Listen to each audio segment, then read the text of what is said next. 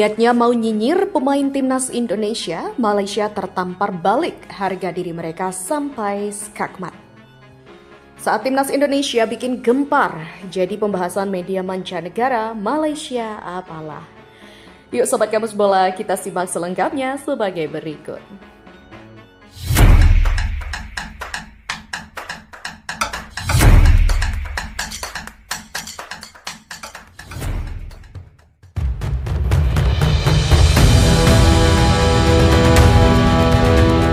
Nilai pasar pemain naturalisasi timnas Malaysia Facundo Garces ternyata tidak seujung kuku dari kapten timnas Indonesia Jay Itzes. Kepindahan kapten timnas Indonesia Jay Itzes dari Venezia FC menuju Sassuolo resmi menjadi sorotan publik bahkan hingga ke negara tetangga Malaysia.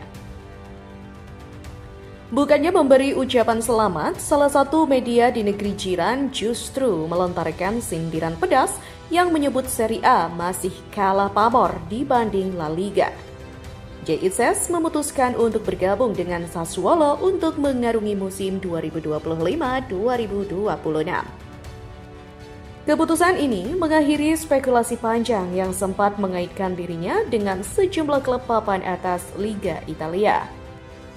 Posisi Itzes di Venezia memang mulai goyah usai klub tersebut terdegradasi dari Serie A musim lalu.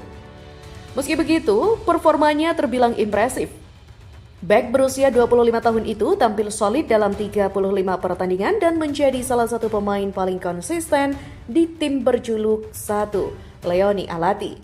Awalnya, Torino menjadi kandidat terkuat untuk merekrut Itzes. Bahkan laporan menyebut sang pemain sudah mencapai kesepakatan kontrak 4 tahun dengan bayaran 1 juta euro per musim. Jay Itzes pun dikabarkan absen di pramusim Venezia demi mempersiapkan kepindahannya. Namun, skenario berubah ketika Sassuolo datang membawa tawaran yang lebih menggoda. Berdasarkan informasi dari jurnalis kenamaan Italia, Gianluca De Marzio dan Nicolo Sacchira, Sassuolo menawari kontrak senilai 1,1 juta euro per tahun atau sekitar 20,8 miliar rupiah, belum termasuk bonus performa. Mereka juga berani membayar biaya transfer sebesar 8 juta euro atau sekitar 151 miliar rupiah plus bonus tambahan. Itzes telah tiba di markas Sassuolo untuk menjalani tim tes medis dan menuntaskan proses transfer. Kehadirannya diharapkan menjadi pilar utama di lini belakang Ai Nero Verdi dalam musim debut mereka kembali di Serie A. Namun, kabar ini justru disambut sinis oleh media Malaysia OneFootball.my. Melalui akun X resminya @OneFootballM, mereka menulis, sindiran tersebut diyakini berkaitan dengan keberadaan pemain naturalisasi anyar timnas Malaysia, Facundo Garces, yang kini memperkuat klub La Liga, Deportivo Alaves.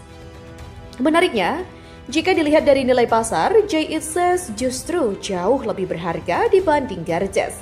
Berdasarkan data pasar pemain, nilai Jay Itzes mencapai 7,5 juta euro atau lebih dari 2 kali lipat nilai Facundo Garces yang hanya sekitar 2 juta euro.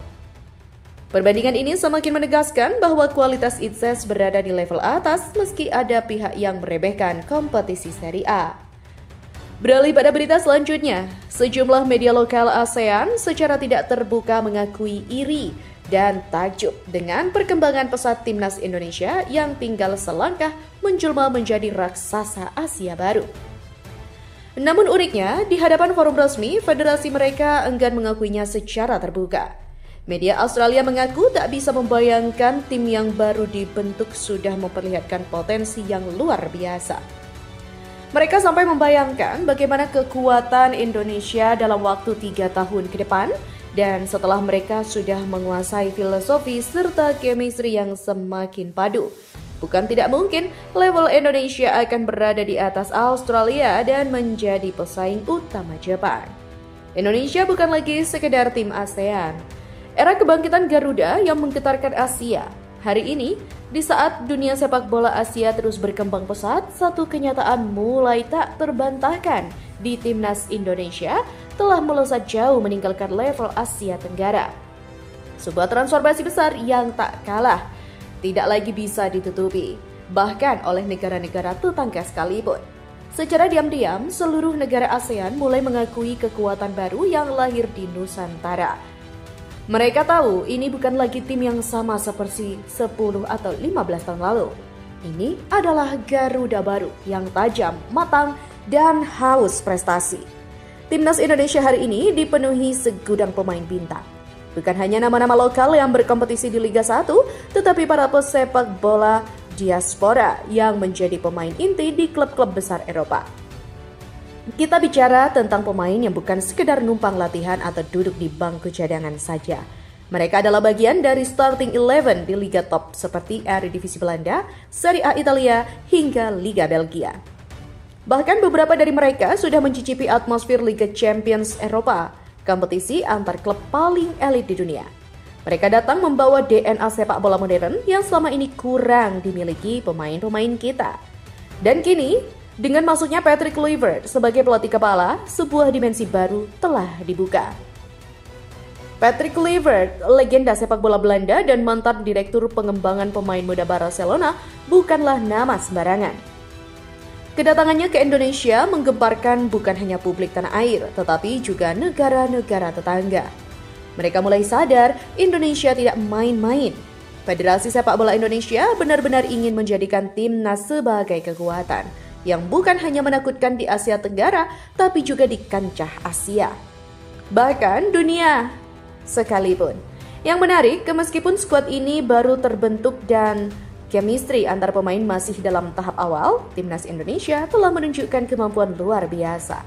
Dalam beberapa pertandingan terakhir melawan tim-tim besar Asia, Indonesia tidak tampil inferior. Mereka bermain berani, menyerang, disiplin, dan terstruktur. Maka pertanyaannya sekarang bukan lagi apakah Indonesia bisa bersaing, tapi seperti apa menakutkannya tim ini jika sudah terbentuk sempurna dalam 3 tahun ke depan? Dengan Patrick Kluivert di pucuk kepelatihan, dengan semakin banyaknya pemain muda potensial, dengan federasi yang kini lebih profesional dan tetap terbuka terhadap perkembangan global. Maka dalam 3 tahun ke depan, Indonesia bisa menjelma menjadi raksasa baru Asia. Target untuk lolos ke Piala Dunia bukan lagi sekedar mimpi, itu menjadi sesuatu yang masuk akal, realistis, dan juga semangat. Mereka memiliki kekuatan yang semakin dekat untuk dicapai. Di sisi lain, negara-negara kuat ASEAN seperti Vietnam, Thailand, dan Malaysia mulai merasakan tekanan yang luar biasa. Mereka tahu bahwa Indonesia kini sudah sangat jauh meninggalkan mereka dalam hal kualitas skuad, organisasi, dan juga ambisi. Tapi lucunya, mereka enggan mengakuinya secara terbuka. Kalau kita perhatikan di media resmi tingkat Asia atau dalam forum-forum IFC, mereka masih mencoba menyembunyikan kekaguman itu. Mereka masih berbicara seolah persaingan di ASEAN masih seimbang. Tapi, fakta berbicara lain. Jika kita melihat media lokal mereka, baik itu koran, olahraga, portal daring, maupun diskusi-diskusi publik di forum fans, maka akan terlihat jelas ada rasa iri, waspada, dan bahkan takut terhadap kemajuan Indonesia. Di Vietnam, media seperti Bongda Plus dan The Tao mulai menurunkan banyak opini kritis terhadap federasi mereka. Mereka mengatakan bahwa Vietnam harus segera mencari jalan baru jika tak ingin tertinggal dari Indonesia. Beberapa pengamat bahkan menyebut Indonesia sebagai tim yang membuat kami resah. Di Thailand, muncul narasi bahwa sepak bola mereka stagnan, sementara Indonesia sedang berlari kencang. Bahkan pelatih mereka sempat menyindir bahwa tim ASEAN sekarang lebih banyak bergantung pada pemain asing. Tapi publik mereka tahu itu hanyalah bentuk frustasi karena mereka tak bisa mengikuti jejak Indonesia. Sementara di Malaysia, kekhawatiran itu muncul dalam bentuk penolakan terhadap laga uji coba. Ya, Indonesia pernah mengajak Malaysia untuk beruji coba sebagai bagian dari persiapan menghadapi kualifikasi Piala Dunia. Namun, Malaysia memilih mundur dengan berbagai alasan teknis. Tapi di balik itu, masyarakat sepak bola tahu Malaysia belum siap untuk menerima kenyataan pahit bahwa mereka bisa dipermalukan di kandang sendiri. Semua ini menunjukkan satu hal yang pasti. Indonesia telah menjadi ancaman serius bagi dominasi tradisional ASEAN. Negara-negara tetangga boleh saja menyembunyikan kekuatan mereka di balik kata-kata manis, tapi hati kecil mereka tahu kekuatan Indonesia sekarang berbeda. Garuda bukan lagi simbol semata, tapi kini benar-benar siap mencakar siapa saja bahkan di level Asia. Dan kita semua tahu, ini baru permulaan. Dalam 3 tahun ke depan, dengan pembentukan skuad yang semakin solid, filosofi sepak bola yang jelas, dan dukungan penuh dari rakyat, pemerintah, serta federasi, Timnas Indonesia bisa menjadi wajah baru di Asia di Piala Dunia. Kepada negara-negara ASEAN, mungkin sekarang belum saatnya kalian mengakui secara terbuka. Tapi, sejarah akan mencatat bahwa kalian semua pernah berdiri sejajar dengan Indonesia. Sebelum akhirnya, Garuda terbang jauh lebih tinggi menuju langit Asia dan dunia. Kebangkitan Timnas Indonesia, ancaman baru di Asia yang mulai diperhitungkan dunia. Sebuah transformasi besar tengah terjadi di tubuh skuad Garuda, dan ini bukan hanya disadari oleh masyarakat Indonesia sendiri, tapi juga oleh sejumlah negara tetangga dan bahkan raksasa-raksasa Asia yang selama ini mendominasi sepak bola benua. Dalam beberapa bulan terakhir, berbagai media lokal dari negara-negara ASEAN seperti Vietnam, Thailand, dan Malaysia secara terang-terangan mulai mengakui kekuatan baru yang sedang dibangun oleh Timnas Indonesia. Mereka melihat bahwa meskipun skuad ini bisa dibilang baru dilahirkan kembali, namun performa dan kualitasnya benar-benar menggetarkan. Bahkan di kolom-kolom komentar media sosial mereka, para fans menyuarakan rasa kagum dan tak sedikit pula yang menyatakan kekhawatiran untuk berhadapan langsung dengan tim ini. Yang membuat semua pihak tercengang adalah nilai pasar atau market value skuad Timnas Indonesia saat ini. Data terbaru menunjukkan bahwa market value Timnas Indonesia telah melampaui 2 kekuatan besar Asia, Arab Saudi dan Australia. Ini adalah fakta yang tak bisa disangkal dan menjadi bukti nyata bahwa pemain-pemain yang membela Garuda saat ini memiliki kualitas tinggi. Bahkan setara dengan pemain yang tampil di level elit sepak bola Eropa. Beberapa media di kawasan Asia Tenggara menyebut bahwa kekuatan Timnas Indonesia saat ini setara dengan Korea Selatan, salah satu tim terkuat di Asia yang langganan tampil di Piala Dunia. Tentu, ini bukan pernyataan yang dibuat asal-asalan. Mereka mendasarkan penilaian pada kualitas individu, kecepatan permainan, disiplin taktik, serta gaya bermain modern yang mulai diterapkan oleh pelatih-pelatih Eropa yang kini menangani skuad Garuda. Meski Timnas Indonesia baru terbentuk kembali dengan susunan pemain yang mayoritas belum terlalu lama bermain bersama, namun chemistry yang mulai tumbuh di antara mereka menunjukkan potensi besar untuk berkembang dalam waktu cepat. Bahkan dalam kondisi baru terbentuk, Indonesia sudah mampu bersaing dengan tim-tim raksasa Asia. Maka muncul satu pertanyaan besar, bagaimana jika tim ini berkembang dan matang dalam 2 hingga 3 tahun ke depan? Satu momen yang menyita perhatian besar publik Asia adalah saat Timnas Indonesia menghadapi Australia dalam putaran ketiga kualifikasi Piala Dunia. Secara hasil akhir, Indonesia memang kalah dengan skor telak 5-1. Tapi jika kita menonton pertandingan tersebut secara utuh, kita akan menyadari bahwa yang unggul bukan hanya mereka mencetak gol, tapi mereka juga. Mereka yang mampu mendominasi jalannya pertandingan, dan itulah yang dilakukan Timnas Indonesia. Media-media Australia bahkan dengan jujur mengakui bahwa ketika tim mereka menjamu Indonesia di kandang sendiri, suasana berubah menjadi sangat menegangkan. Bukan karena skor, tapi karena cara bermain Indonesia yang benar-benar di luar dugaan.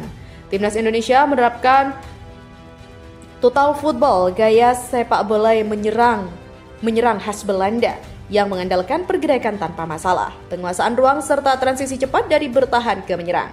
Para pemain Australia pun kewalahan. Mereka kesulitan mengatur nafas, bahkan walau bermain di hadapan pendukungnya sendiri, mereka terpaksa bermain lebih bertahan karena Indonesia menekan mereka habis-habisan. Jantung pertahanan Australia dipaksa bekerja keras di sepanjang pertandingan. Bahkan komentator lokal menyebut ini adalah serangan demi serangan yang terasa seperti tidak ada habisnya.